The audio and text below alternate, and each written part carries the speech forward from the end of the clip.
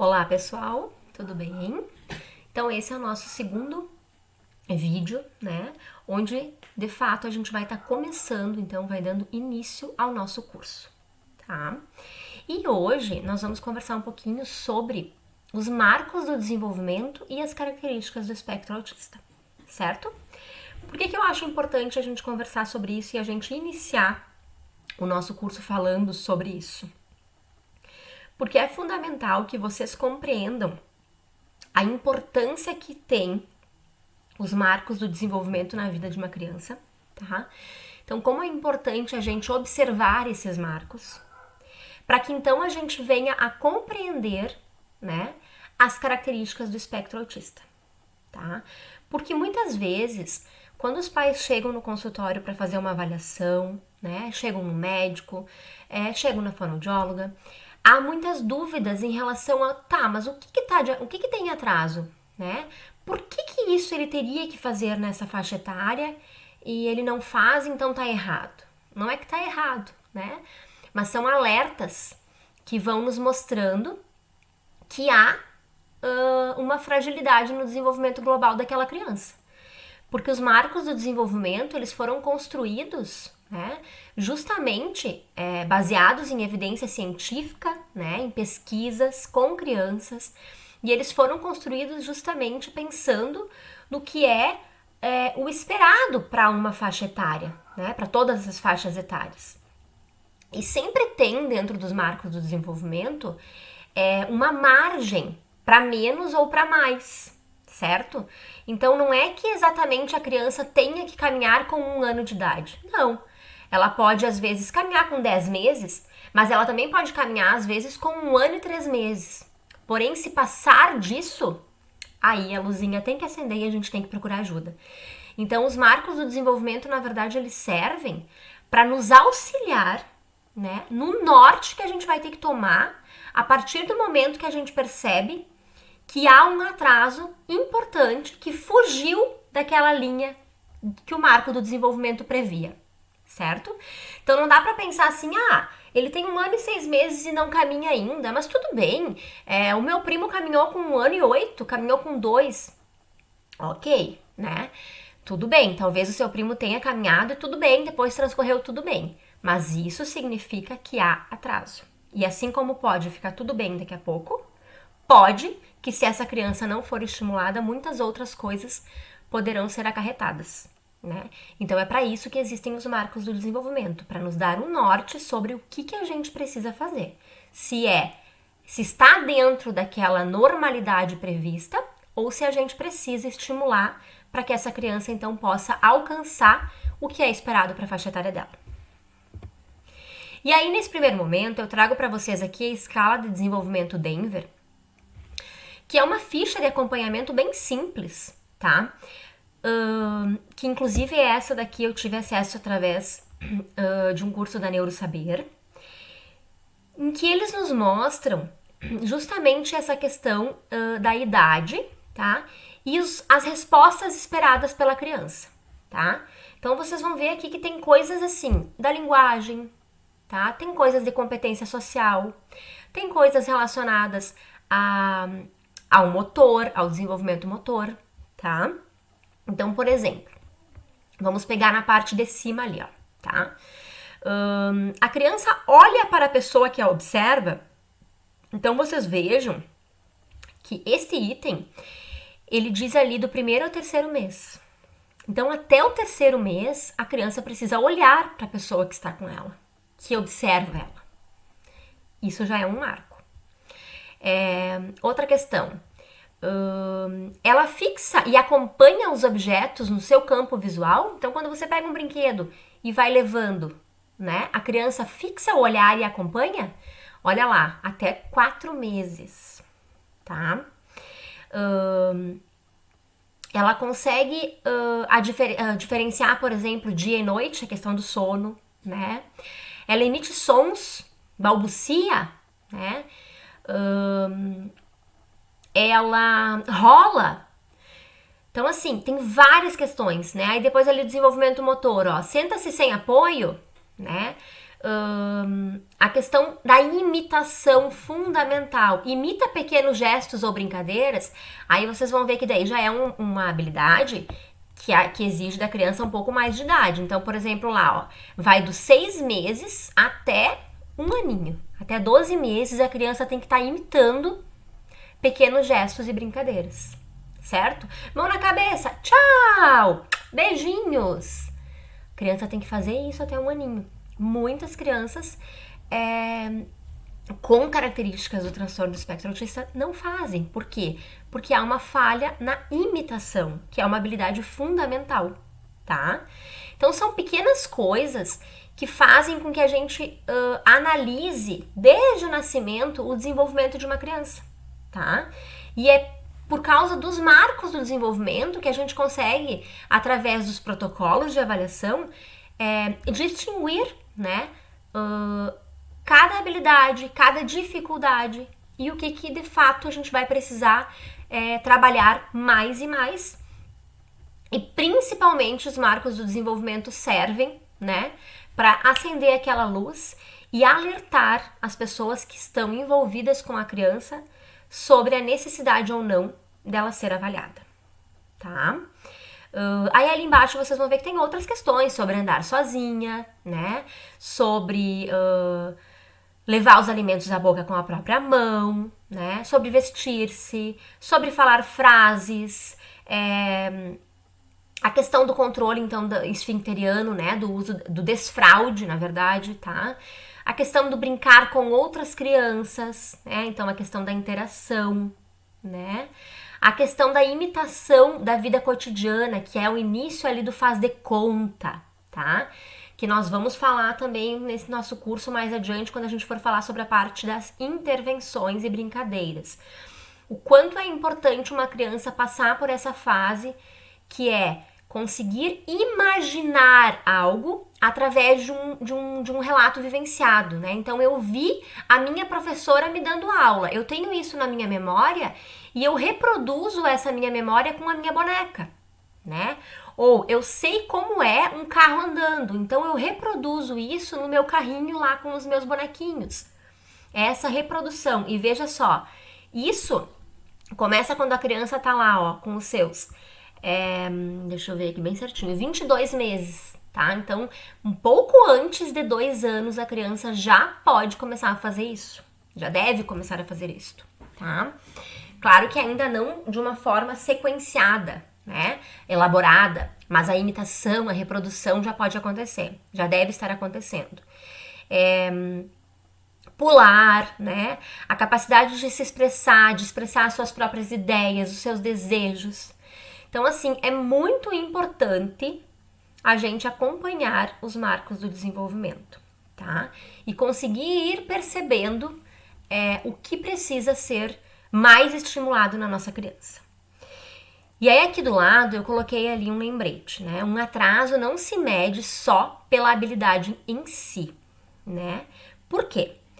Porque se uma criança, e aí tem muito a ver com a questão da neuroplasticidade, tá? Uma criança com 2 anos, se ela faz o que se espera para 1 ano, isso significa que ela está com 50% de atraso, né? Vamos imaginar assim. Então, ela está com 50% de atraso em relação à vida toda dela, tá? Ok. Se ela tiver 10 anos e tiver com 50% de atraso, isso significa que ela vai estar com 10 anos e um desenvolvimento de 5 anos. E aí isso fica absurdamente visível, né? Essas dificuldades ficam muito notórias e a criança sofre muito com esses atrasos. Então, por isso que é fundamental a estimulação precoce, tá? Porque o nosso cérebro, conforme vai passando o tempo e a gente vai tendo mais idade, ele vai enrijecendo. Pensemos numa massinha de modelar quando a gente compra. Quando a gente compra a massinha de modelar, ela é maleável, né? Ela é fácil de manusear, a gente aperta, movimenta e consegue fazer várias miniaturas, várias coisas com ela, modelar ela. Daí a gente guarda ela, usa de novo, guarda ela, usa de novo. Passado um tempo, o que acontece com ela?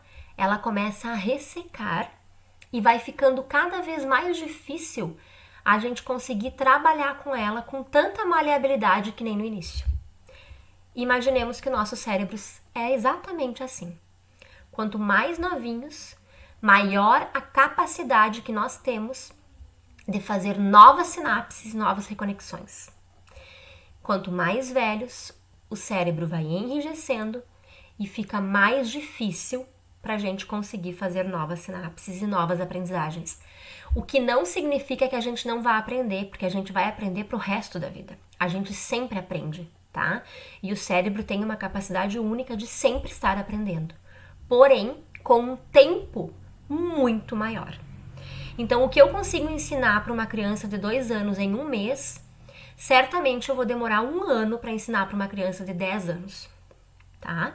Então, é por isso que a gente frisa tanto, né? E que os cientistas e que os profissionais têm, os neurocientistas principalmente, né? Têm falado tanto sobre a questão da intervenção precoce.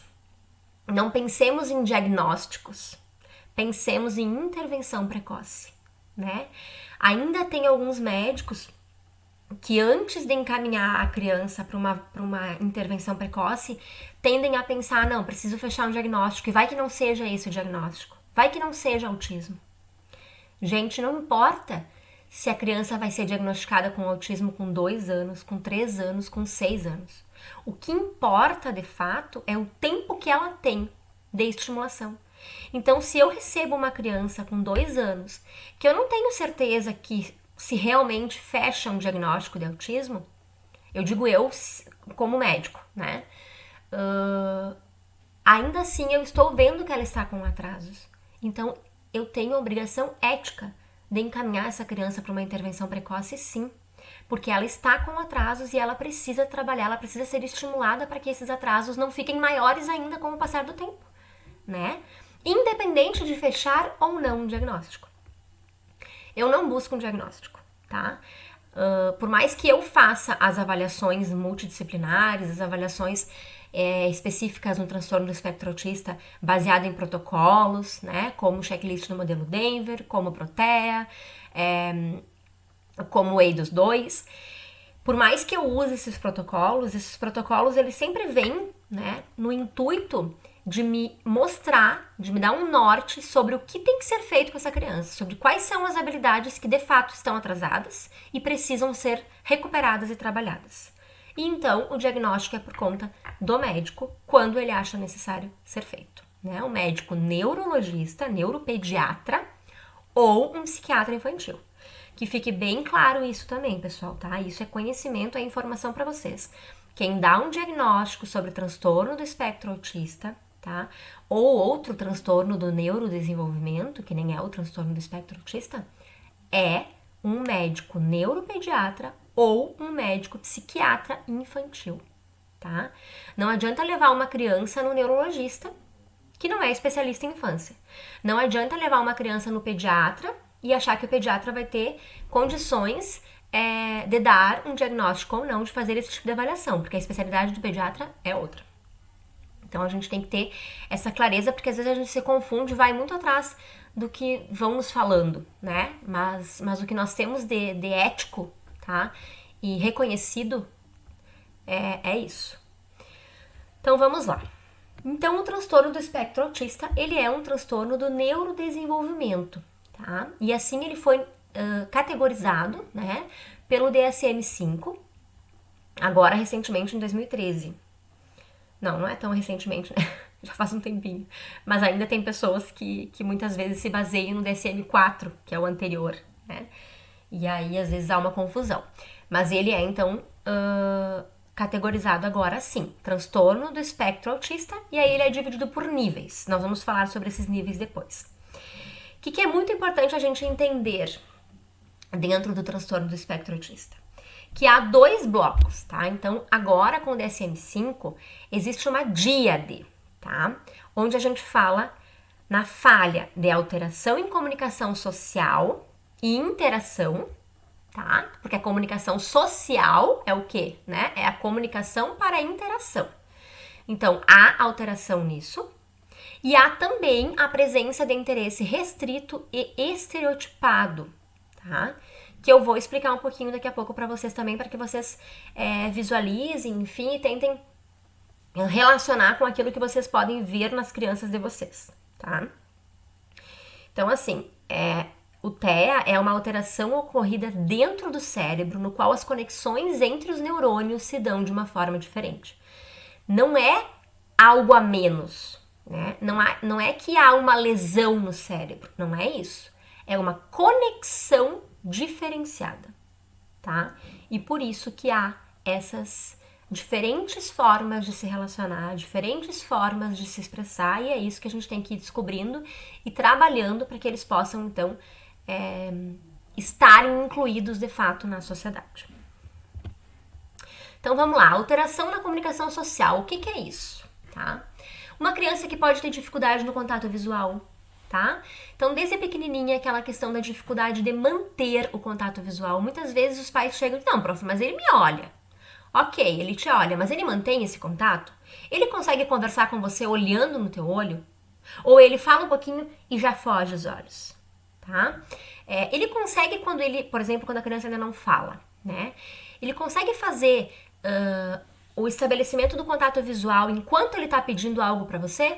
Então, ele olha pra bola que ele quer e olha pra você de volta? Ele consegue fazer essa comunicação através do olhar? Porque a criança pode até não falar, né? Pode não ser verbal, mas ela pode conseguir se expressar através do olhar. O contato visual é primordial para a comunicação social, né? Há esse tipo de estabelecimento de comunicação entre vocês? Há dificuldade no uso de gestos e expressões faciais, né? Justamente isso, a questão do apontar, né? Geralmente a criança não faz o apontar, a gente precisa ensinar ela a fazer isso, né? Ela ou pega pela mão, né? Faz a gente usa a gente como ferramenta, ou ela para na frente das coisas e bate as mãozinhas, tá? A gente tem que observar muito a forma como ela tá conseguindo pedir o que ela quer, a forma como ela expressa os sentimentos e os desejos dela, certo? Geralmente há uma dificuldade nisso. Dificuldades em fazer amizade, no brincar, entender as emoções e sentimentos relacionados, né? Entender o que o outro quer, entender o que o outro espera de mim, entender o que a minha fala vai acarretar no sentimento do outro. Há uma falha na teoria da mente, que é o que a gente chama, que é essa questão da empatia, que é essa questão da gente conseguir se colocar no lugar do outro, né? Geralmente uma criança com TEA, uma pessoa com TEA, tem muitas dificuldades nisso, em compreender isto, tá? Porque ela imagina o que ela está vendo, está sentindo, o que ela passa. Ela tem essa dificuldade de transpor isso para o sentimento do outro. Pouco ou nenhum interesse por coisas que as outras crianças propõem. Então, geralmente é aquela criança que quando tem várias outras crianças da mesma faixa etária brincando com determinado material, determinado brinquedo, ela até senta às vezes junto, mas ela pega aquele brinquedo e ela brinca de outra forma. Ela dificilmente consegue brincar junto, criar junto com aquele grupo, né? Ela dificilmente inicia ou responde às interações sociais. Talvez ela até vai brincar junto no pega-pega, mas porque é correr, ela tá correndo. Mas não que ela consiga estabelecer uma brincadeira com início, meio e fim junto com aquele grupo. Que seja por 5, 10 minutos, mas junto, brincando junto. É muito difícil, tá?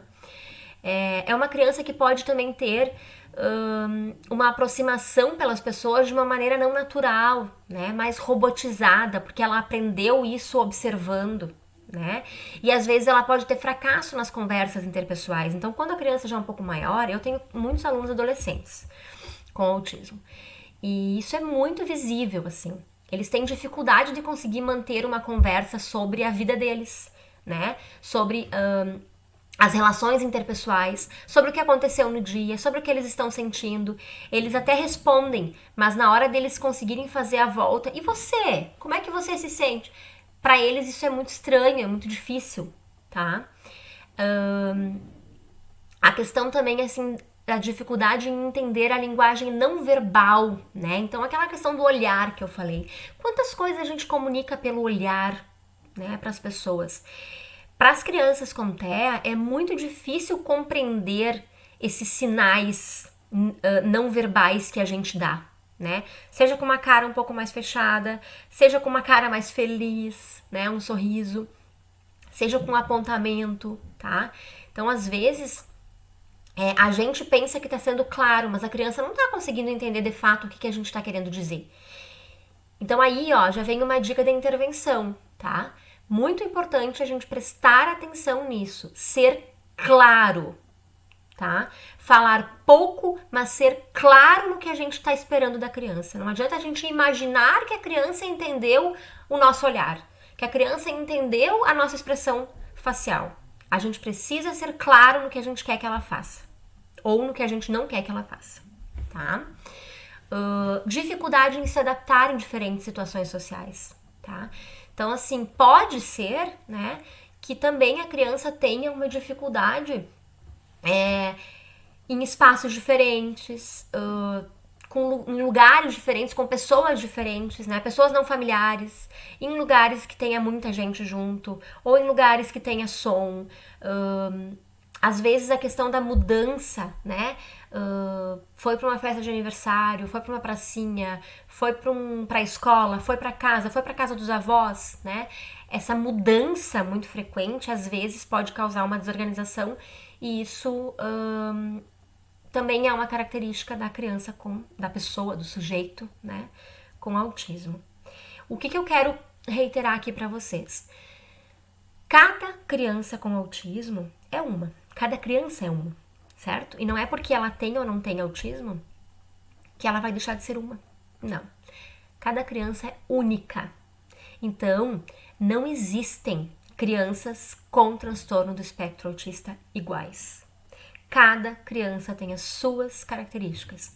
É lógico que existem critérios para se fechar um diagnóstico, que são esses que eu tô falando para vocês, tá? Mas não significa que a criança tenha que apresentar todas essas dificuldades, certo? Não significa que a criança tenha que apresentar dificuldades no contato visual. Não significa que a criança tenha que ter tudo isso que está aqui, tá? A criança tem que ter características tanto do bloco de comunicação social quanto do bloco de interações restritas e repetitivas, tá? Há que ter essa combinação para se pensar num diagnóstico, mas cada criança é única. Temos crianças que têm alterações sensoriais, né? Que é toda aquela questão que envolve o transtorno do processamento sensorial, que pode ser uma criança seletiva na alimentação, né? Por causa das texturas, por causa do cheiro, por causa do paladar. Pode ser uma criança que tenha uma questão do tato, né? Crianças que não gostam de se sujar, que não gostam, que têm aversão a determinados tipos de texturas, a determinados tipos de rigidez, né? Gostam mais de pegar coisas duras, não gostam de coisas moles e vice-versa. Então, assim, a análise, né, para uma intervenção, ela é muito individual, ela é muito específica. Eu jamais vou poder usar um plano de intervenção para 3 crianças, porque cada criança é uma. Então, cada criança vai me mostrar um norte do que eu preciso usar para ela. Eu vou pegar um pouco de cada habilidade, né? Mas cada um vai me mostrar. Um tem dificuldade no contato visual, o outro já não tem mais, porque já avançou nisso, mas ainda tem uma dificuldade na questão da comunicação verbal. Então, são características muito específicas de cada criança. E a gente precisa observar isso, tá? A gente não tem que ficar se detendo no fato de, não, mas o meu filho não é assim. Ele não tem isso. Mas isso ele faz. Mas isso ele não faz. Não se detenham nisso. Se detenham em estimular, porque isso é o mais importante. Tá bem? A questão, então, da presença de interesse restrito e estereotipado. O que é isso? Movimentos repetitivos ou estereotipados, tá? Com objetos ou fala. Então, aqui, por exemplo, a questão da criança alinhar repetitivamente, empilhar repetitivamente, da criança fazer estereotipias vocais, né? Ou mesmo a questão da ecolalia, tá? Então, a repetição de filmes, de desenhos, ou de uma própria fala que ela ouviu na sua casa, né? Ou no momento, a criança tende a fazer essa estereotipia através da fala, né? Ela faz a ecolalia. Então, por exemplo, se ela escutou um desenho da Peppa, onde a Peppa falava, Viva, Papai Pig! Aí nós estamos lá na sessão e eu pergunto pra ela, ai, que cor é essa bola? E ela teria que me responder amarela. Ela vai e me diz, Viva, Papai Pig! Ou seja, ela está fazendo uma ecolalia tardia, tá? Ela está trazendo uma informação que ela ouviu no desenho, tardiamente, numa situação fora de contexto. Ou seja, sem função comunicativa, tá? Ela não está se comunicando comigo, ela está falando, mas ela não está se comunicando. Tem muitas crianças que fazem isso. Falam, são verbais, mas não usam a fala como ato comunicativo, como troca de interação com outras pessoas, tá? Assim como também as crianças fazem isso, tendem a fazer isso muitas vezes no momento, tá? Que aí é a ecolalia imediata. Então, se eu pergunto, a bola é amarela ou azul? Aí a criança repete, a bola é amarela ou azul? Ao invés dela me responder, é azul, ela me repete a pergunta que eu fiz, tá? Isso é a presença de um interesse restrito estereotipado, certo? Ou o alinhar, o empilhar, o virar a rodinha, né? Vira o carrinho, vira lá a rodinha, gira, tudo que ela enxerga, gira, gira, gira. Tem um excesso de interesse por luzes, né? É muito fixada em brilhos, no espelho, tá? Movimentos repetitivos, então tudo aqui, o ventilador, né?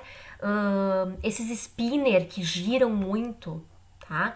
Todos tudo aquilo que tem movimento chama muito a atenção da criança e é algo que deixa ela muito eufórica, tá? São movimentos que vêm, então, dentro desse bloco da presença do interesse restrito. A insistência em rotinas, rituais e comportamentos padronizados, tá? Fixação em temas e interesses restritos. Então, aquele interesse extremo por letras e por números, sendo que não é o momento ainda dela ter tanto interesse por letras e números, né? O que é um interesse restrito, pessoal? Não é só a criança gostar daquilo, tá? Porque qualquer criança pode gostar muito de uma coisa. Não é isso. É a criança ter uma fixação por aquilo. Ou seja, ela estar brincando com aquilo e quando eu chegar lá com uma bola, ela não aceitar brincar com a bola, porque ela quer continuar brincando com aquilo. É uma insistência repetitiva apenas no interesse dela. Isso é diferente do que gênio, do que personalidade, do que querer fazer apenas o que ele quer, tá? A gente tem que conseguir diferenciar isso. Há uma diferença aí bem grande. E pra gente que trabalha com isso é muito visível, né? Então, assim, pode ser por letras, por números, por formas, por assuntos, que nem por dinossauros, né? Por futebol, né? Por países, né? Eu já tive alunos que eram hiper focados, assim, na Alemanha, né? Ou hiper focados no Star Wars. Então, existe um interesse muito restrito nisso, tá? Mas é um interesse assim, a criança só fala daquilo, só quer aquilo, toda brincadeira ela envolve aquilo, tá? E ela acaba usando esse interesse restrito para afastar as pessoas, porque ela prefere brincar do jeito dela, como ela quer. A questão da rotina também é muito visível, né? Nem todas as crianças têm essa questão da fixação pela rotina, assim, dos rituais. Mas muitas crianças têm essa necessidade de manter uma ordem, né? De não conseguir modificar uma atividade, modificar uma rotina que já estava pré-estabelecida. Então, se não há uma previsibilidade, se não há uma antecipação, a criança tem uma dificuldade muito grande de se reorganizar rapidamente, tá? Eu sempre dou esse exemplo, quem já foi nos outros cursos meus já ouviu certamente, mas eu vou dar de novo, porque eu acho muito interessante. Imaginemos nós que estamos chegando num supermercado, tá? E quando nós chegamos lá, todas as prateleiras do supermercado modificaram. Então, os produtos foram mudados de corredores, certo? Se eu estava acostumada a pegar o arroz no corredor da direita, agora ele tá lá do lado da esquerda. Quando eu chego no supermercado, o meu cérebro dá um tchutchu, né? Ops, o que aconteceu? E aí, em frações de segundos, eu preciso me reorganizar para pensar, bom, eu vou buscar uma estratégia para eu encontrar o que eu preciso. E aí eu busco uma ferramenta rapidamente para eu conseguir encontrar o que eu quero. Geralmente, o que eu vou fazer? Eu vou buscar as legendas, né? Se não tiver legendas lá em cima, que tem aquelas placas, eu vou ir procurando, né? Eu vou ir procurando. Bom, se ali tem milho, tem feijão, deve ter arroz também, tá? Eu vou fazer essas associações. Para uma criança com autismo, para uma pessoa com autismo, isso é dificílimo. Dificílimo justamente por causa dessa rigidez no pensamento, né? Então ela chegou lá e ela percebeu tudo modificado, isso vai dar uma carga de estresse tão grande, né? Uma desorganização tão grande que pode vir a causar uma desregulação que faz com que a criança tenha uma crise, com que a criança chore ou com que a criança desenvolva um movimento estereotipado do corpo ou das mãos, tá? Que aí a gente vai ver lá o movimento do flapping, das mãozinhas do lado também, nas pernas, né?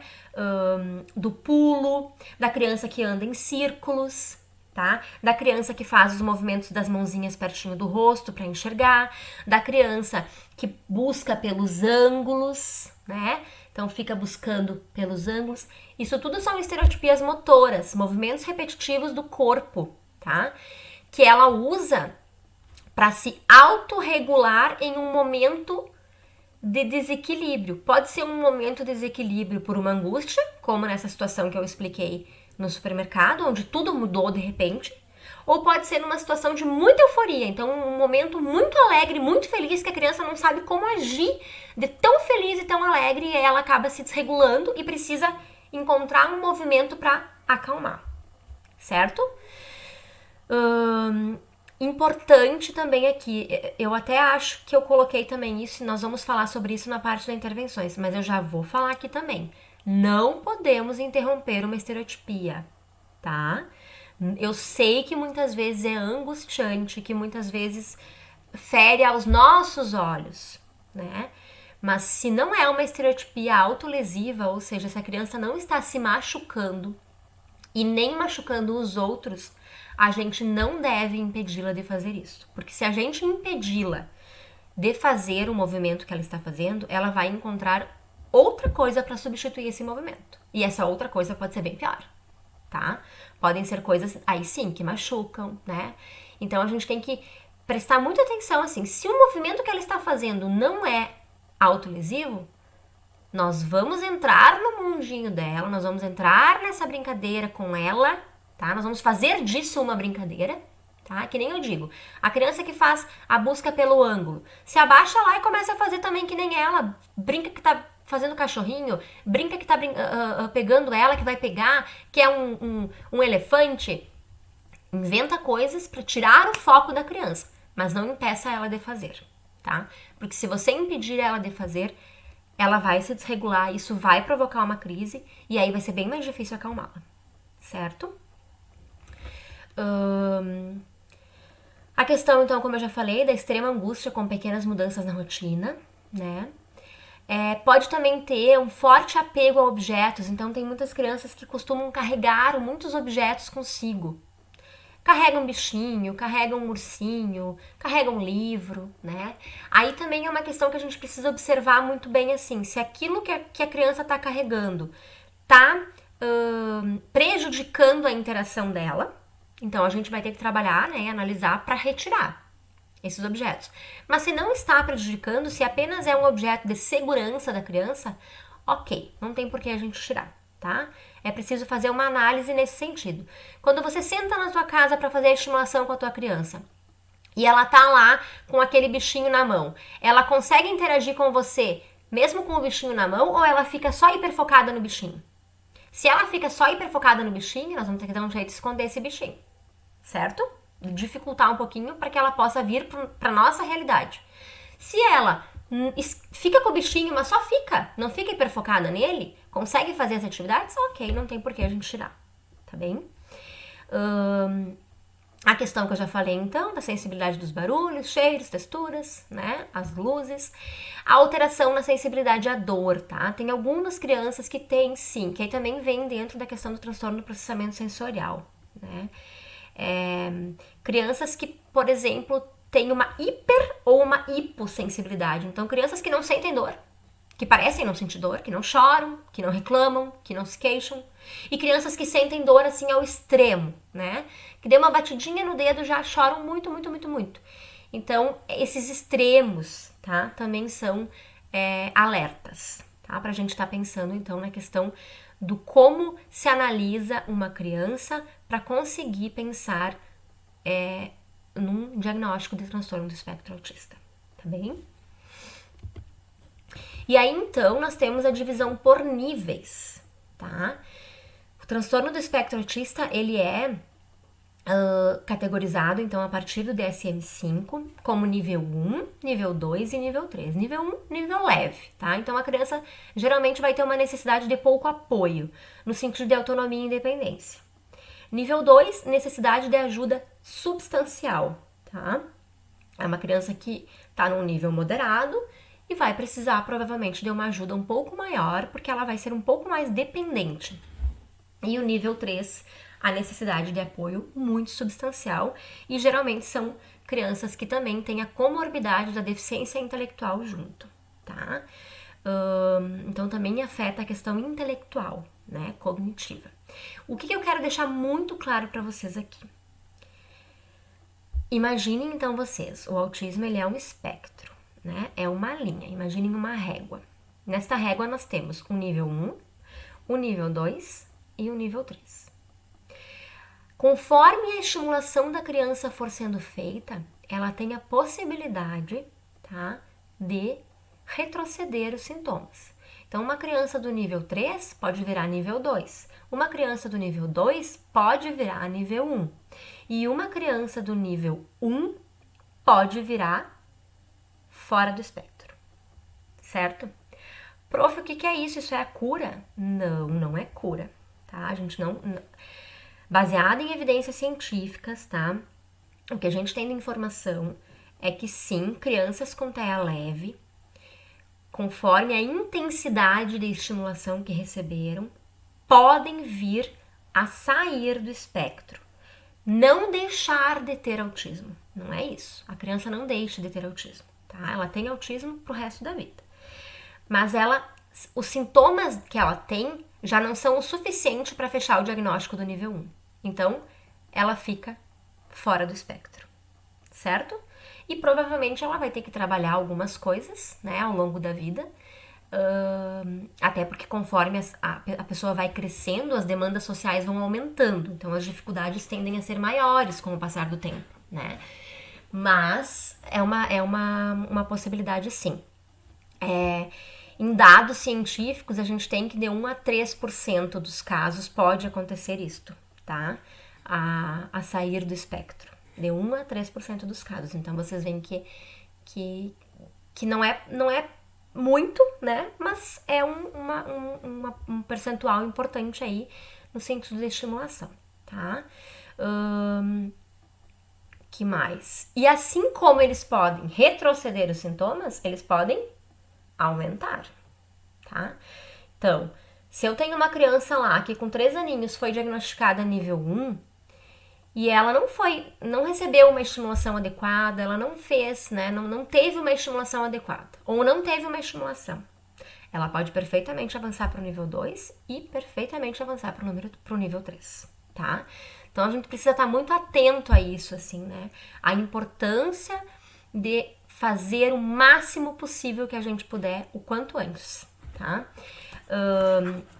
Eu gosto de uma frase que a Temple Grandin, né? Eu acho que vocês já devem ter ouvido falar sobre ela. É uma adulta, né? Que tem autismo, ela tem muitos livros e ela tem filme, inclusive, dela, né? Que ela falou uma vez assim: a pior coisa que você pode fazer é não fazer nada. Então, eu acho que essa, assim, pra mim é uma frase, assim, chave no tratamento, no acompanhamento, na intervenção da criança com autismo. A pior coisa que você pode fazer é não fazer nada. A gente precisa fazer, porque quanto antes a gente fizer, mais resultados a gente vai ter, tá bom? E aí ali embaixo eu coloquei, cada indivíduo é único, como eu falei antes, né? As crianças com TEA podem apresentar diferenças dentro dessas características descritas. Uma outra questão, assim, sobre a genética, né? Tem muitos pais que têm essa dúvida em relação à causa, tá, do autismo. Então eu sempre, né, retomo, enfim, e acho importante a gente falar sobre isso aqui também. O autismo, então, ele é de causa genética, tá? Parte, tá, genética hereditária, ou seja, que vem dos pais, né? Parte genética individual. Então, cada um de nós também tem a sua própria genética, certo? Além dos genes que vêm do pai e da mãe, a gente tem os nossos. Então, o autismo, ele é em torno de 97% de causa genética, tá? Tanto hereditária quanto individual. E apenas 3%, de 1 a 3%, tá? De causa ambiental, que aí seria durante, por exemplo, o neurodesenvolvimento, durante a gestação, né? Que possa ter algum tipo de problema no momento, tá?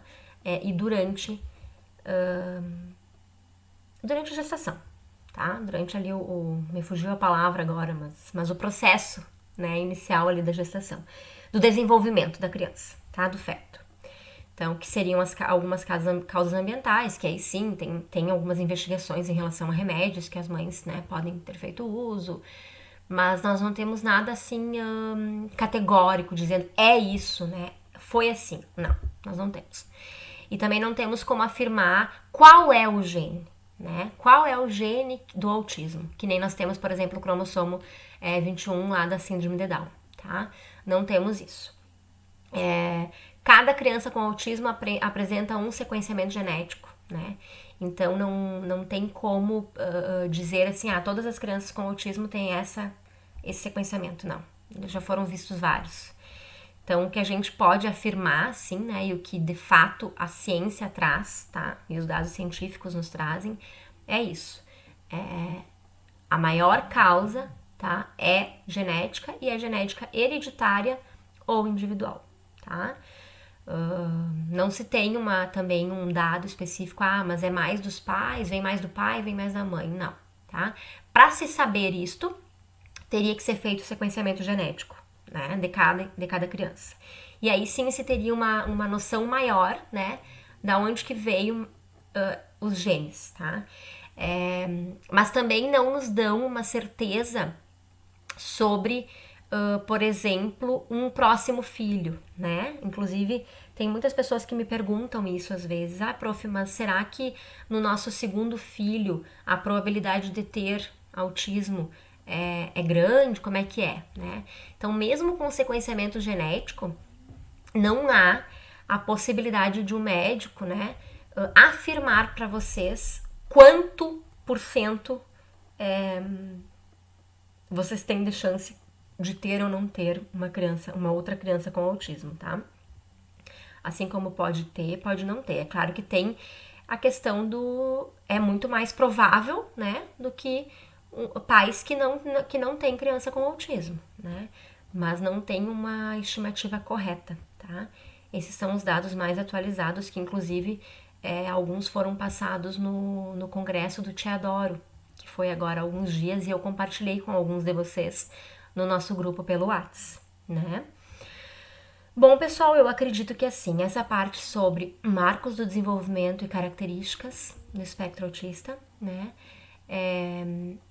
A gente fica por aqui, tá? Acho muito importante que vocês lembrem disso, tá? Fazer o quanto antes, certo? Estar atento a esses marcos, estar atento, pensando. Estar atento não é ficar neurótico, pensando assim, meu filho não faz isso. Não é isso, tá? A gente também tem que deixar a criança respirar. Mas é estar atento no sentido de de conseguir acompanhar o desenvolvimento, de conseguir perceber que, isso ele já podia fazer, por que será que não está fazendo? Vamos lá, vamos perguntar para o terapeuta, vamos perguntar para a prof, vamos tentar estimular. É acompanhar de pertinho, porque quanto mais a gente puder fazer por eles menores, né, mais fácil vai ser depois, né, mais tranquilo vai ser depois para eles também conseguirem se resolverem, né, serem pessoas mais independentes, mais felizes e bem resolvidas. E eu acho que é isso que vocês buscam, né? Todos os pais sempre desejam que seus filhos sejam felizes. Então, vamos em busca disso, tá bem? Então, no próximo vídeo, a gente vai estar conversando especificamente sobre as intervenções. E aí eu vou estar colocando para vocês sobre a minha metodologia de trabalho, sobre como eu abordo, né, o meu trabalho, enfim, os meus objetivos para as crianças com autismo, dentro da análise básica aplicada ao comportamento, mas especificamente a partir do modelo Denver, a partir de uma estratégia naturalista. Tá bem? Um abraço e até o próximo vídeo.